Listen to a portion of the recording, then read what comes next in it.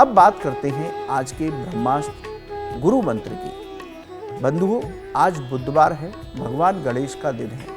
आपके ऊपर कोई लोन या कर्ज है, आप चुकाना चाहते हैं, लेकिन कोई भी परेशानी ऐसी आ जाती है कि आपकी ईएमआई नहीं जा पाती, तो आप 5 बुधवार तक इस उपाय को कीजिए। गणेश जी की रोज पूजा करें, गणेश जी को दूर्वा अर्पित कीजिए। इसके साथ ही गणेश अथर्वशीष का पाठ भगवान गणेश के सामने आसन पर बैठ करके घी का दीपक जला करके 5 बुधवार तक लगातार कीजिए, तो आपके कर्ज से जुड़ी हुई जो समस्या है वो अवश्य दूर होगी। आपका लोन समय पर चुकता होगा, आपकी ईएमआई समय पर जरूर जमा होगी। तो ये उपाय करके देखिए, बड़ा शास्त्रोक्त उपाय है, बड़ा चमत्कारी प्रयोग है कि हमें किसी दूसरे की कौन सी वस्तुएं प्रयोग नहीं करना चाहिए। यदि हम इन वस्तुओं का प्रयोग करते हैं तो हमारे जीवन में किस तरह के प्रभाव आ सकते हैं। देखिए बंधुओं, हम अक्सर कर दूसरों की घड़ी पहन लेते हैं। इस तरह से हमें दूसरों की घड़ी नहीं पहननी चाहिए।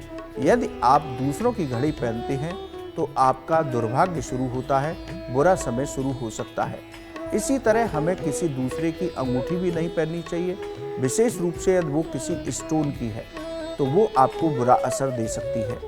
इसी तरह से कपड़े किसी दूसरे के नहीं पहनने चाहिए, किसी दूसरे के बिस्तर पर भी नहीं जाकर के सोना चाहिए। इसी तरह किसी दूसरे का हम पेन को इस्तेमाल करते हैं तो हमारा बुरा वक्त शुरू हो सकता है।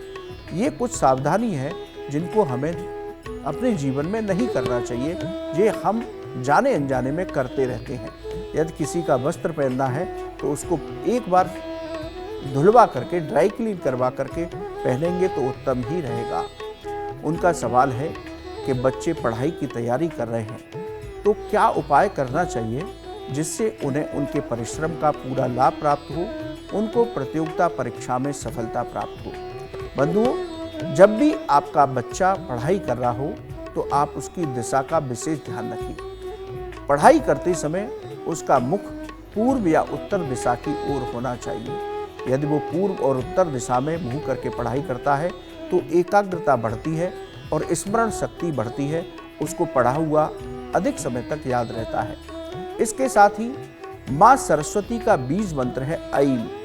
इस बीज मंत्र की कम से कम 11 बार उसको बोलिए कि वो पढ़ाई शुरू करने से पहले माँ सरस्वती का ध्यान करते हुए ऐम बीज मंत्र का स्मरण करे, तो माँ सरस्वती की कृपा से उसको विद्या बुद्धि में प्राप्त होगी।